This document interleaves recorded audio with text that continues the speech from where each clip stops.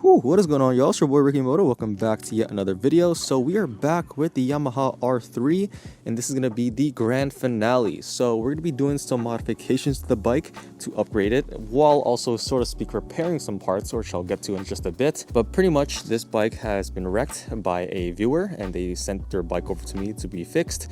As you can see, the damage is on the right side over here on the fairings.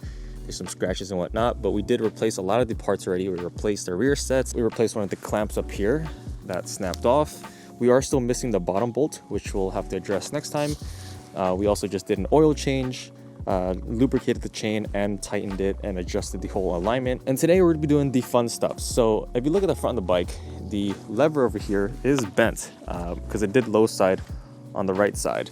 So as you can see, it is bent over here and it kind of angles downwards. So we're going to be replacing this with an aftermarket lever that is adjustable, which is a lot better. We're also going to be changing out this throttle tube. So what we're going to be doing is putting an R6 throttle tube on this bike.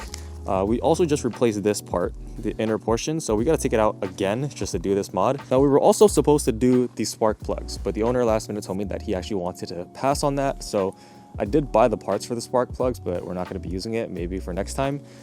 So yeah, in this video, we're going to be installing these two parts over here. We got the R6 throttle tube, OEM, and there is this little plastic ring on the inside, which we don't need. We're going to have to get rid of that. Now, these are the new aftermarket levers, and I don't know what brand these are. But yeah, as you guys can see, it's fully adjustable with this mechanism here to either make it closer to you or further away from you. But we'll play around with the adjustments later on. So I'm gonna pull this pin out. Don't want to lose this. Then this lever should come loose, just like that. Here's a new one, as you can see, slots right in. Make sure it just goes right back into the holes. Hold that in place, put the bolts through. Don't forget the bottom one.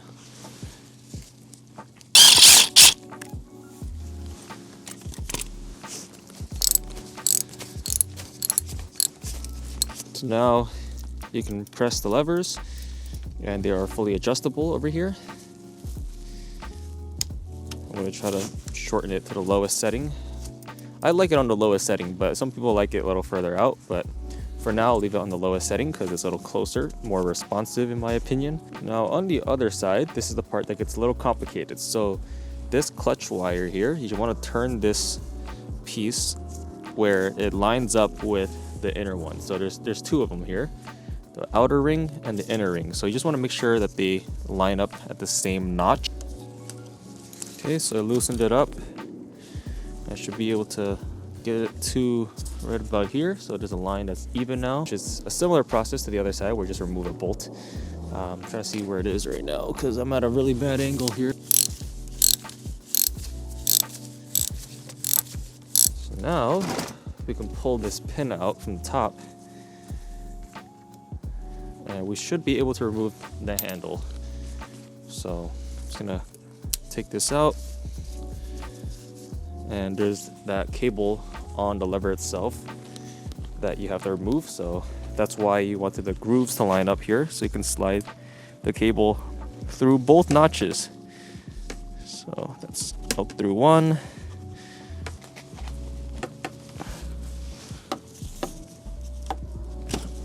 There we go. There is grease in here, so it's a little sticky and slimy. So on the lever itself, in the middle, there's this little ring that's filled with grease. So you do want to transfer that over to your new one. So you just want to pop it out, just push it like that. Then we have the new one here with the hole. So you just basically want to put that back through in here. And on the back side, we still have that little pin for the clutch wire. So you just want to slide that in here. At that point, you can slide this lever back into the original mounting point. So just that. And now we have to put that long bolt back in from the top and secure it with the 10 mil on the bottom. So slide this through. So now we're back on the right side of the bike where we're going to be replacing the throttle tube. So what we're going to be doing is actually loosening up this entire housing where the ignition is, and then that should give us access to the little clips over here. I'm going to use a Phillips bit and this little clamp here just to get some leverage.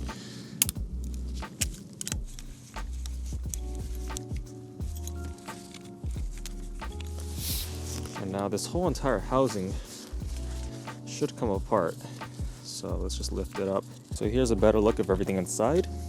There are these two connecting pieces down here that we have to take apart. So I'm gonna go ahead and turn this throttle downward, which should loosen the bottom one, and just use something to kind of poke out the little ring piece here. There we go. And then you're gonna do the same thing to the upper one. So let me just move this housing aside.